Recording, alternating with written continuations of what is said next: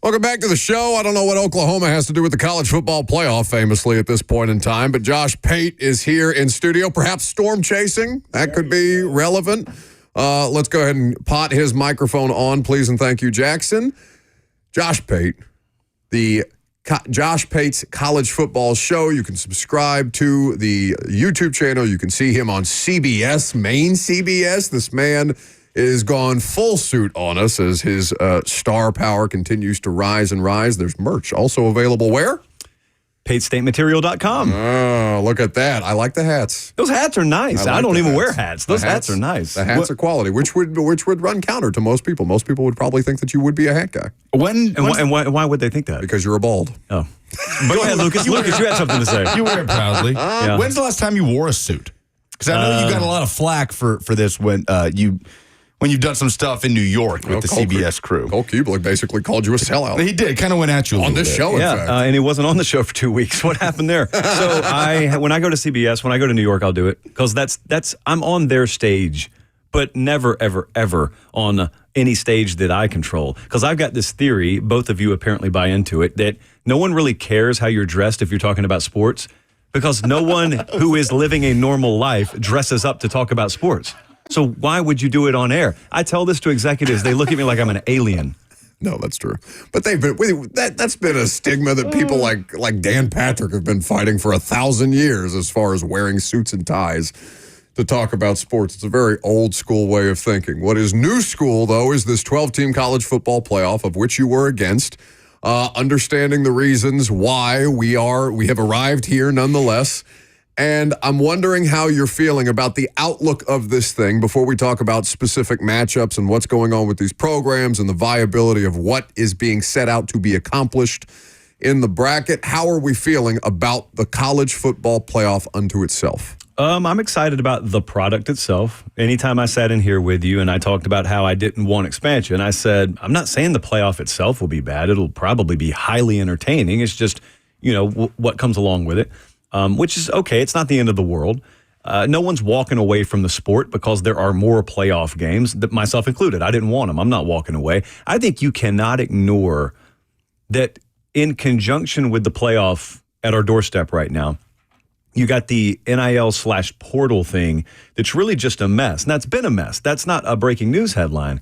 But I was doing a lot of talking with a lot of different coaches this week, just people in the football industry, people also on the broadcast side of it. Because what you want to do is you always want to be taking a temperature, like what's the health of the sport? And health of the sport's not great at the moment, but it's a very resilient sport. Like it takes a lot to really harm football in the United States of America. So this is not an edge of the cliff teetering sort of thing. Damned if they haven't tried, though. Yeah, there you go.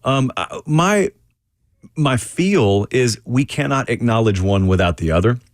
And my feel is Penn State's a perfect example of Bo Pribula, the backup quarterback there, having to get in the portal because even though they're in the playoff, our world of free agency overlaps with the season, which also overlaps with our version of the draft, which also overlaps with our version of the coaching carousel. And you would listen to that if you were driving around Brentwood and if you're just an NFL fan, you'd say, that can't be. Well, it shouldn't be, but it is. And it is that way, not because it has to be that way, which is what they would tell you. It's that way because idiots make decisions in college football. It shouldn't be that way, but in the absence of like real big shoulder, look you in the eye and tell you your stupid leadership, you've got people who it's kind of similar to the way you rise up the ranks of the political world. You just slither. You just slither your way up the ladder. I wouldn't know anything about it. Yeah, there you go. That's kind of the way it works in the administrative, bureaucratic world of college football, too. So, having said all that, let's talk about some games this weekend. Well, but real quick, because we don't have to play the James Franklin audio. He went on about this, how Bo Pribula wants to be at Penn State.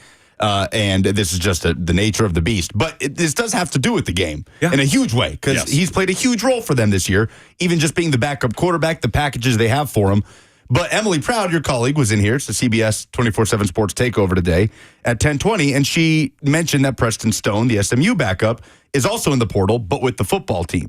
So where do you see the difference there? Is it a James Franklin thing? Is it just Bo saying, no, this will be the most advantageous way for me to go about this? Because if I'm a Penn State fan, I'm saying I understand why he's doing it, but Hell, the team we're playing has their backup, and he's in the portal. So clearly he's more important to us than Preston Stone arguably is to SMU.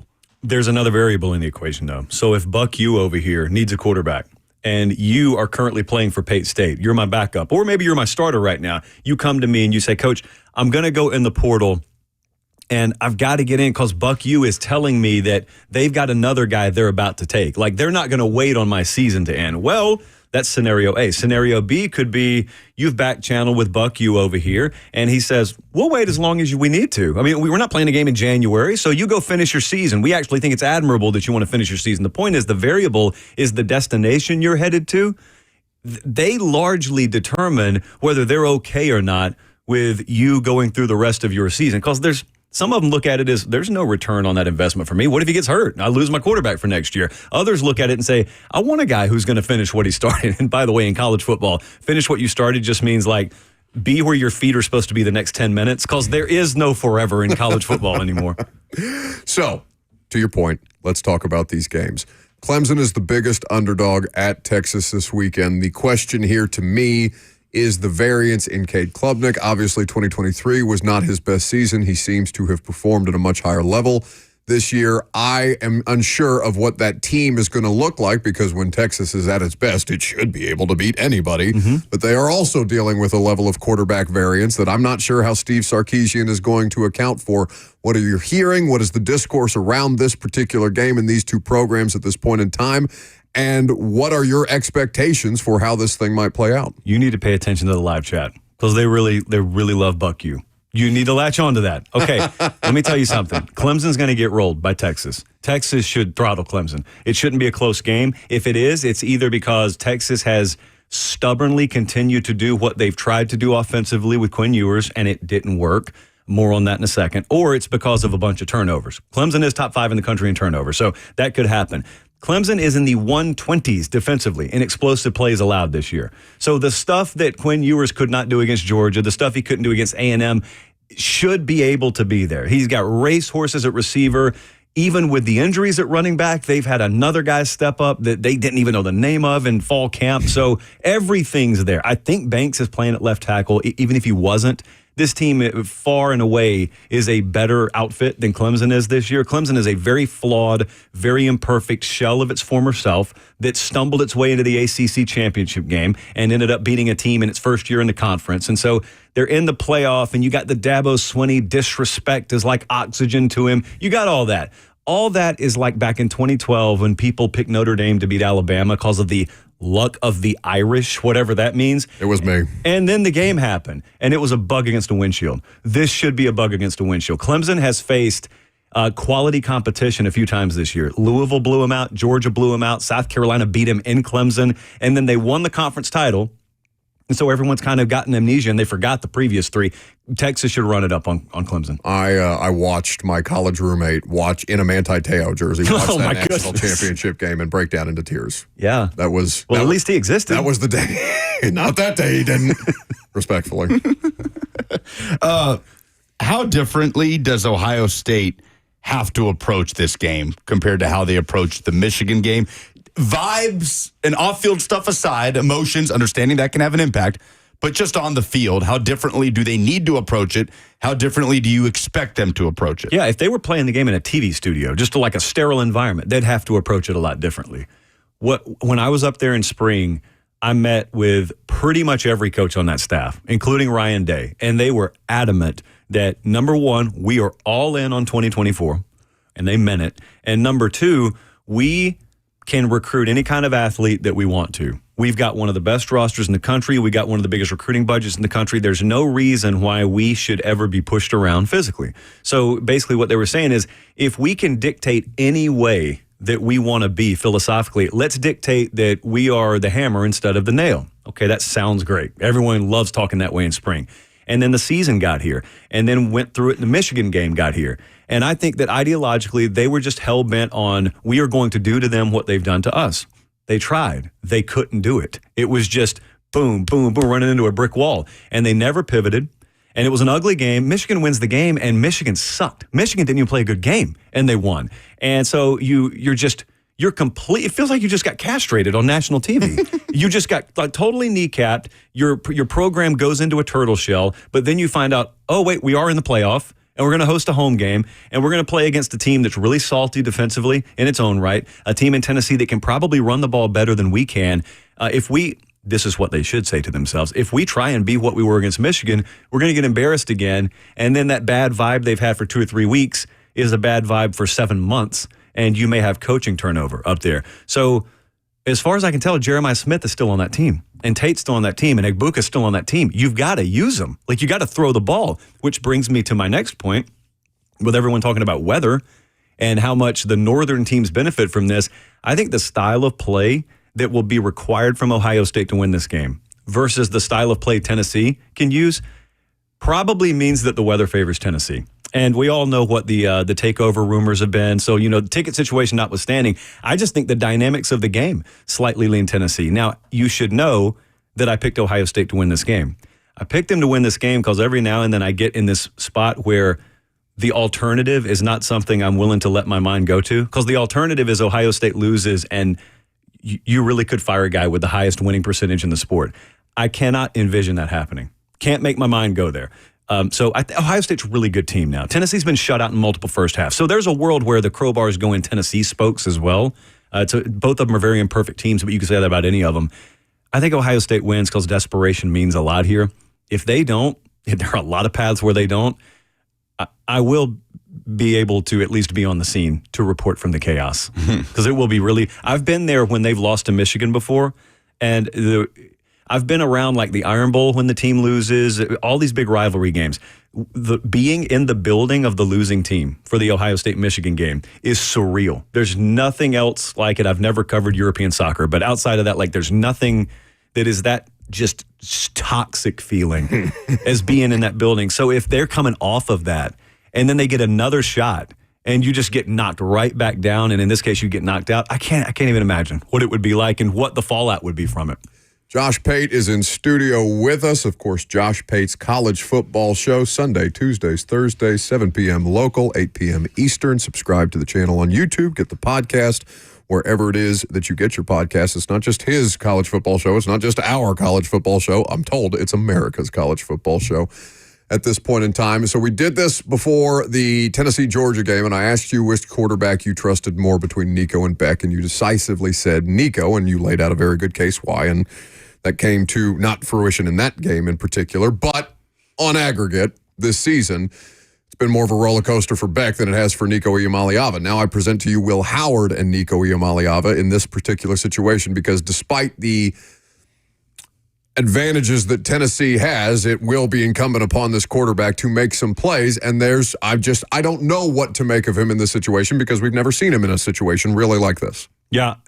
So my answer on this one in an AB is Will Howard, because when I picked Nico over Beck, it was just based on body of work up to that point, and then Carson Beck proceeds to play out of his mind in quarters 2, 3, and 4. So by far, I think that's the best he's looked all year. Also to the Georgia offensive line, and that hadn't been the case, the MO on them this year. Couldn't believe it. Could not believe, especially after Tennessee gets a 10-0 lead. Well, I don't think we've talked since then, but I could not believe that. But also, if I'm to believe that Ohio State's able to win this game, I'm certainly not saying it's a Carson Beck 2.0 performance from Will Howard. That's not him. At his best, that's not him.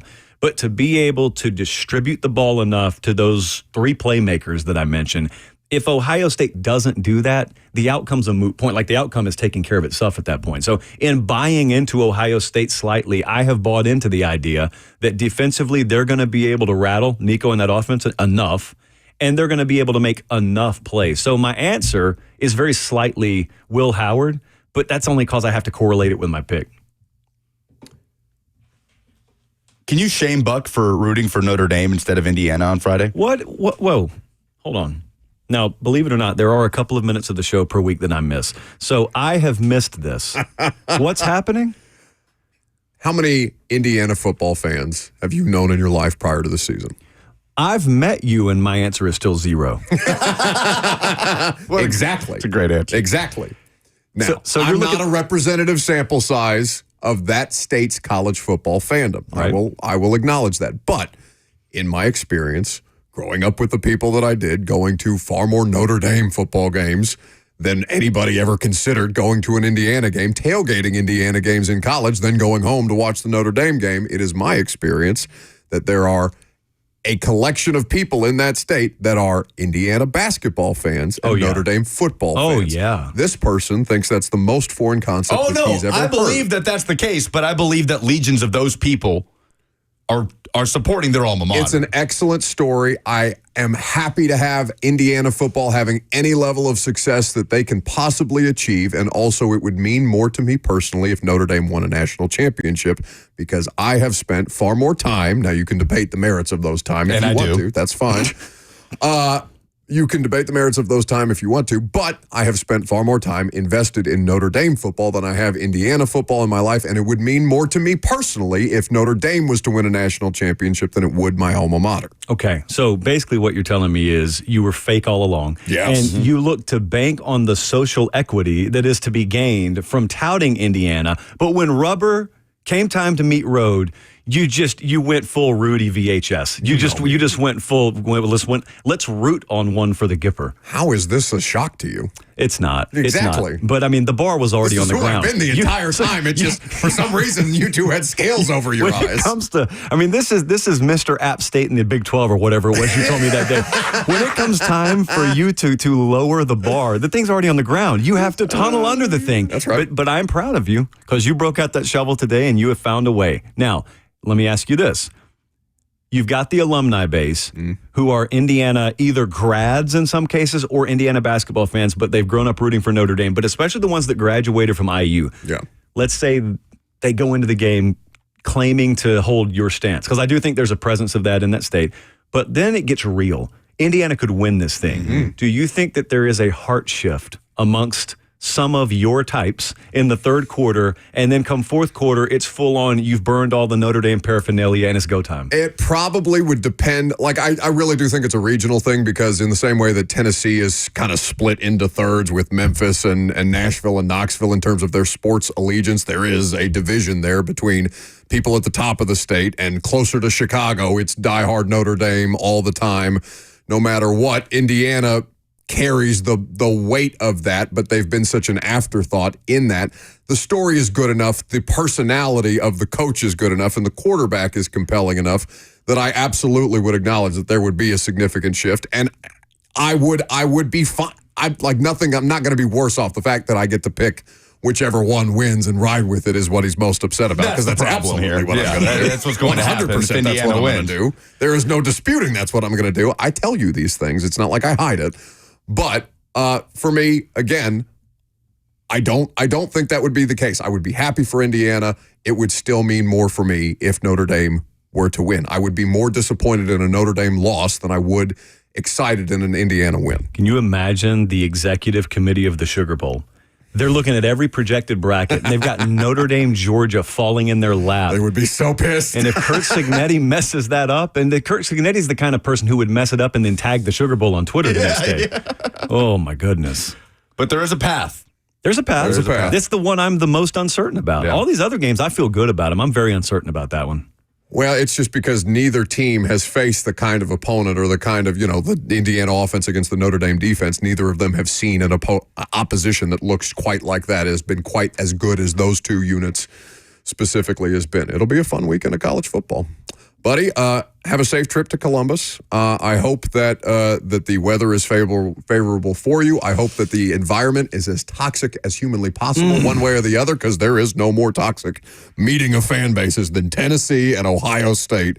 No matter what the hell happens here, even if Tennessee fans are still trying to tell me, yeah, we're relaxed. It's house money. No big deal. If Tennessee wins, watch them lose. Watch them lose. Relaxed does not describe Emily how Proud came in here and said, yeah, house money. Get the bleep out of here. But if Tennessee wins this now, unlike the fracas that unfolded on the field after the Michigan game when they tried to plant the flag, if Tennessee wins and plants the flag, I'm not so sure Ohio State doesn't just lay down on the ground. I'm not so sure at that point they're not so emotionally checked out. They just throw the deuces up and say, do whatever you want, just turn the lights off when you leave. Pate, there is a percentage of their fan base that seems to want them to. Yeah, like kill in the Coliseum. Plant. Thanks for your time, buddy. All right, man. That's Josh Pate hanging out with us. Last call for phone calls if you got them. We'll update some polls on Buck Reising. It's 104.5 The Zone.